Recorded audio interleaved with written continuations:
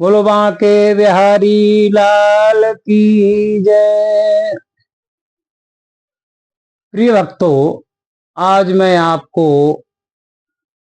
महाभारत कथा के आदि पर्व में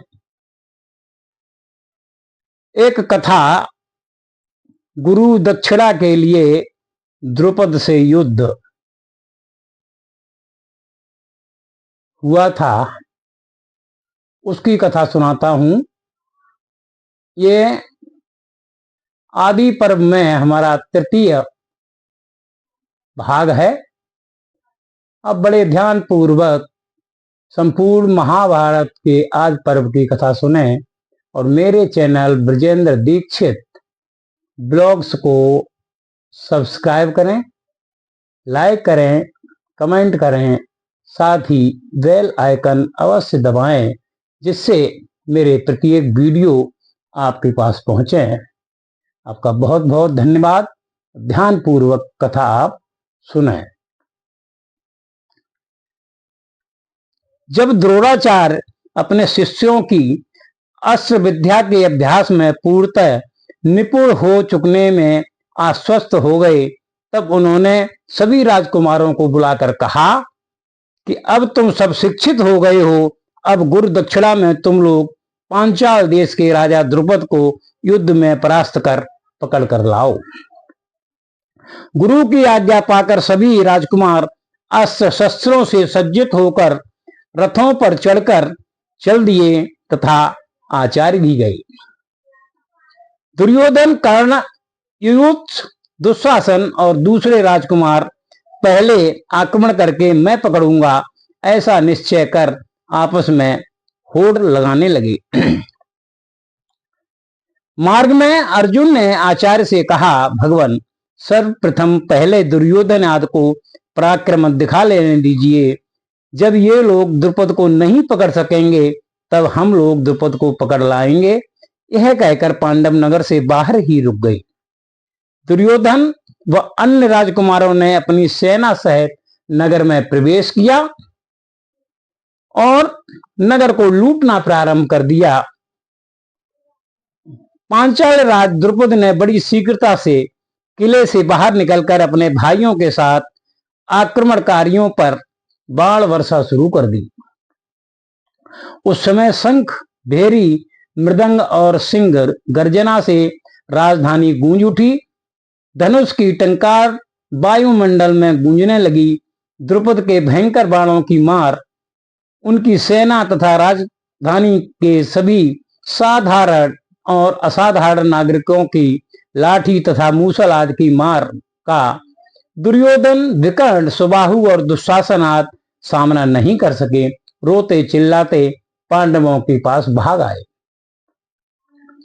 अर्जुन ने गुरु द्रोणाचार्य के चरणों में प्रणाम किया तथा युधिष्ठिर को रोककर रथ पर सवार होकर चल दिए।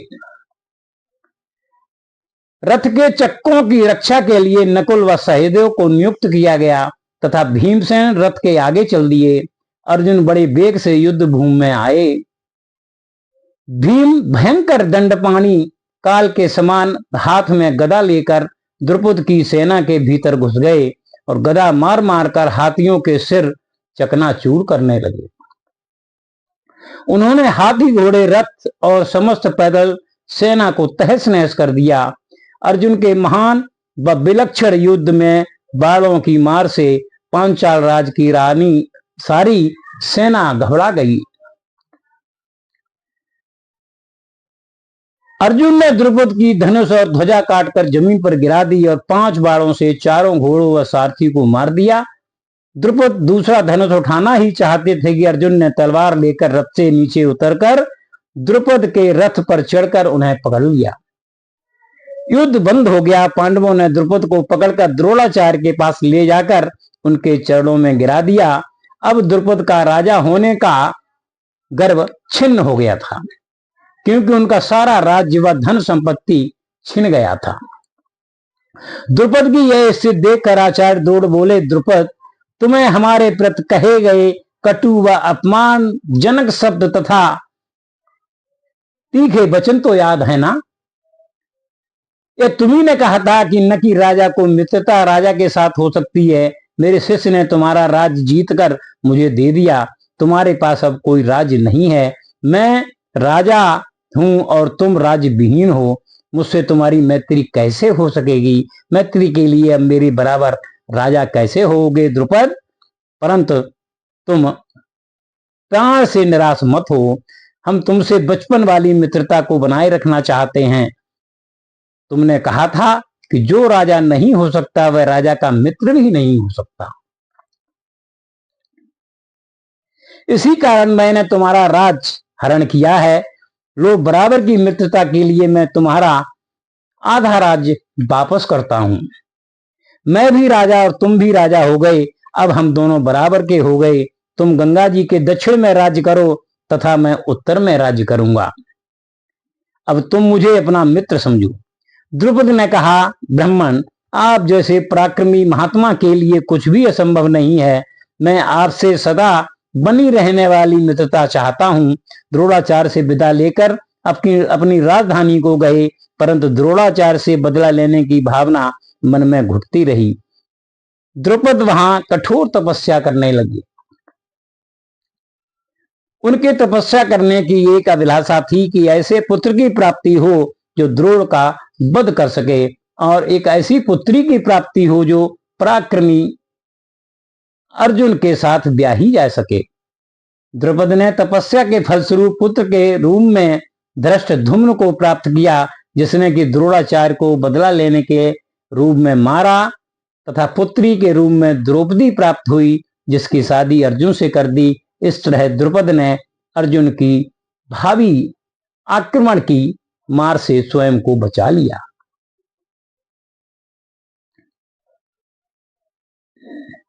इस प्रकार ये कहानी राजा द्रुपद और द्रोणाचार्य के बीच की थी। आपने बड़े ध्यानपूर्वक सुनी। अब आगे आप सुने रंगभूमि का निर्माण व पांडवों को बारणावत में बने लाक्षागृह में भस्म कर देने की योजना।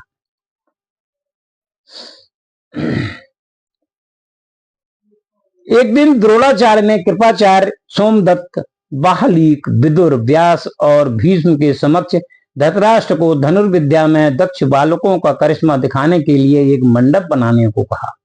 धृतराष्ट्र की आज्ञा से विदुर ने मणिमाणिक्य से युक्त सभा मंडप बनाकर एक रंगभूमि तैयार करवा दी, जिसमें चारों वर्णों के पुरुष व स्त्रियों के बैठने की उचित व्यवस्था की गई। अस्त्र कौशल दिखाने की नियत तिथि को सभी राज परिवार, सभी प्रजागण अपना अपना उचित स्थान ग्रहण कर बैठे।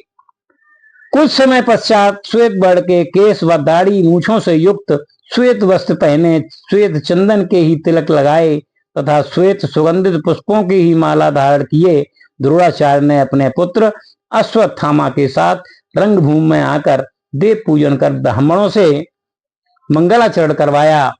उसमें सभी कौरव और पांडवों ने अपने अपने नाना प्रकार के अस्त्र शस्त्र की विद्याओं में दक्ष होने का प्रमाण दिया, जिसमें अर्जुन के नाना प्रकार के करिश्मे जैसे अग्नि उत्पन्न करना, बारुणास्त्र को छोड़कर जल उत्पन्न करना तथा अग्नि को शांत करना, वायव्य अस्त्र से वायु चलाकर, पर्जन्य अस्त्र से चारों ओर मेघ प्रकट कर, भीमास्त्र से पृथ्वी में घुसकर, पर्वतास्त्र से पर्वत प्रकट कर, अंतर्धान अस्त्र से स्वयं को छिपाकर, तत्पश्चात क्षण भर में बहुत लंबे, क्षण भर में बहुत छोटे होकर, क्षण भर में रथ के धुरों के पास, क्षण भर में रथ के अंदर, तो क्षण भर में पृथ्वी पर होकर आज अनेक युद्ध विद्याओं का कौशल दिखाकर सभी से भूरी भूरी प्रशंसा प्राप्त की।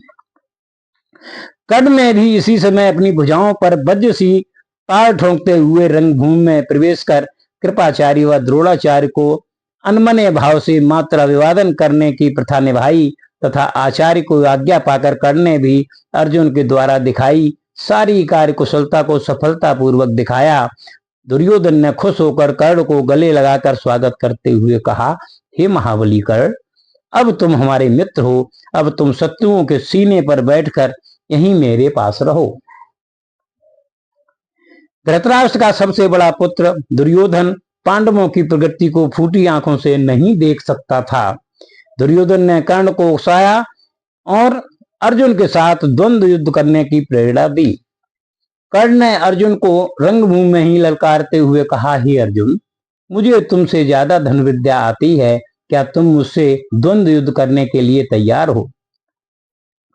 मुनि कृपाचार्य ने उठकर पूछा, हे अज्ञात वीर, तुम कुरुवंश के वीर अर्जुन के साथ द्वंद्व युद्ध करने के पूर्व अपना परिचय दो।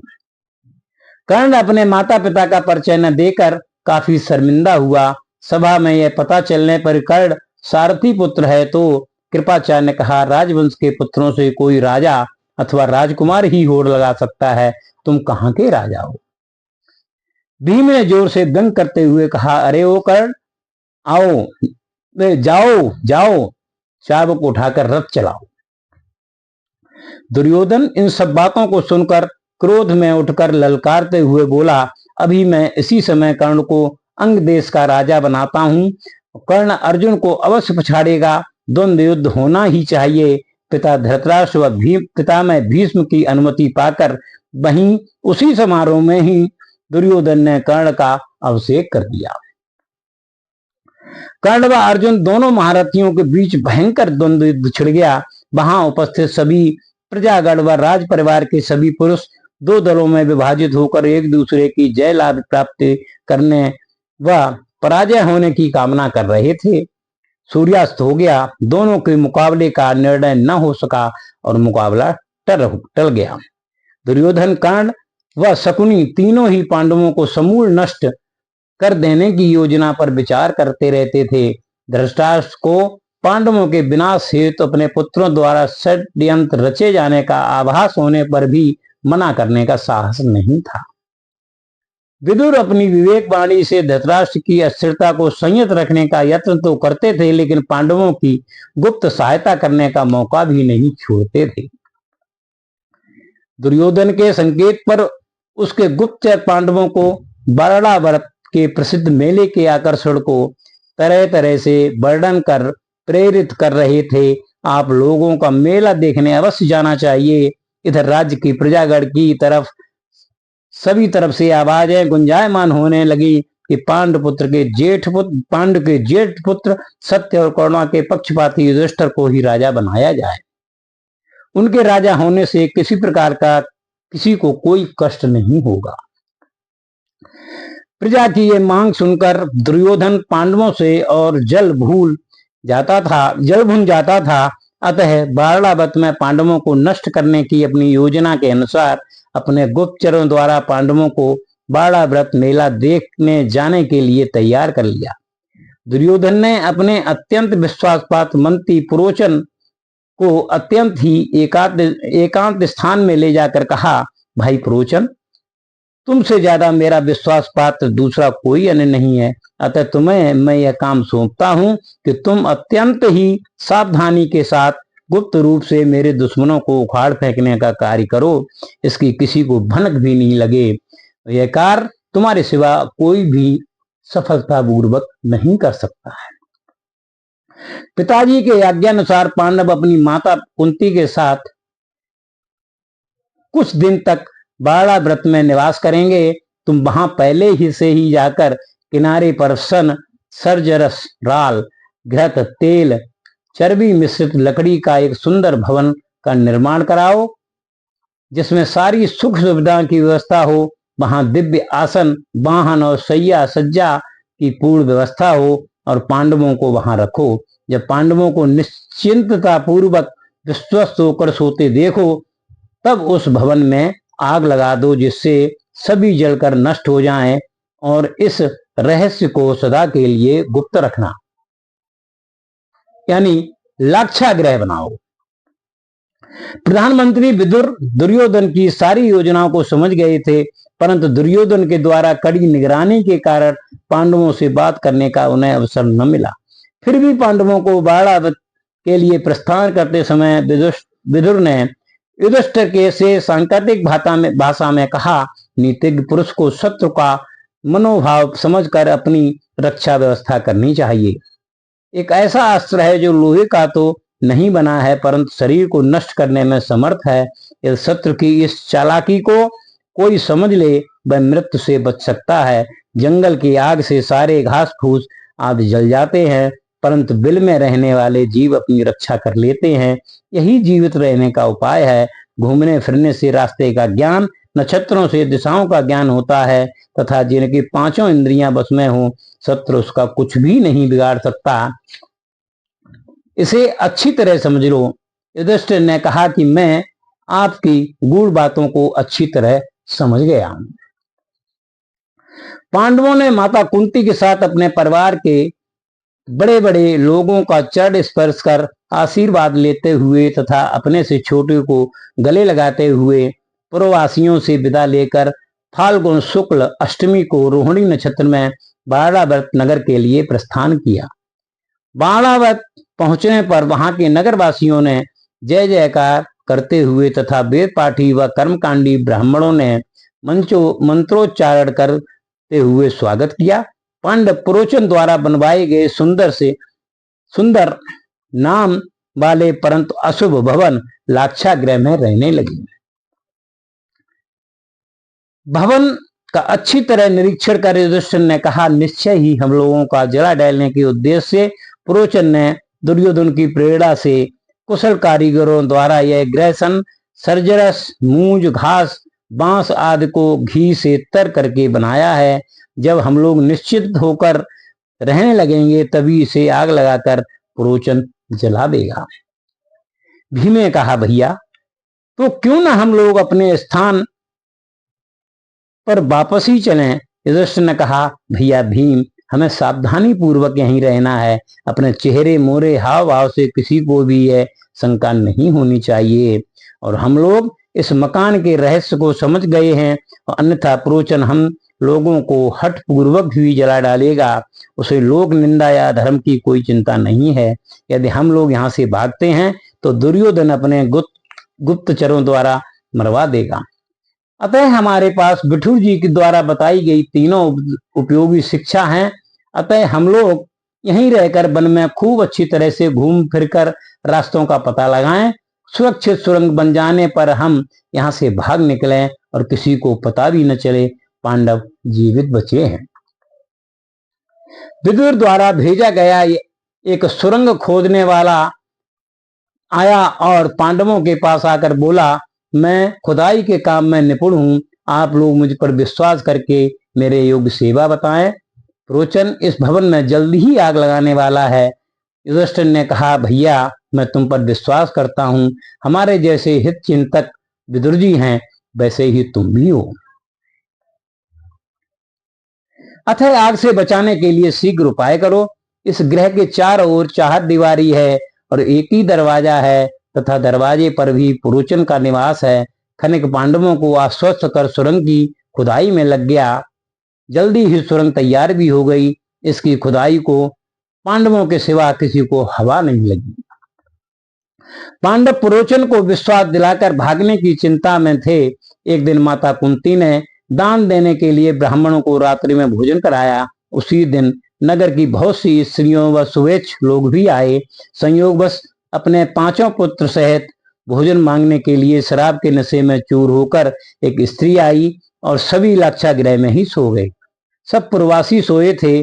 तेज आंधी चल रही थी तथा भयंकर अंधकार भी था। सर्वप्रथम भीम ने लाक्षागृह में उस स्थान पर आग लगाई जहां पुरोचन सो रहा था। फिर उस लाक्षागृह के चारों ओर आग लगाकर माता सहित पांडव सुरंग से बाहर निकल आए।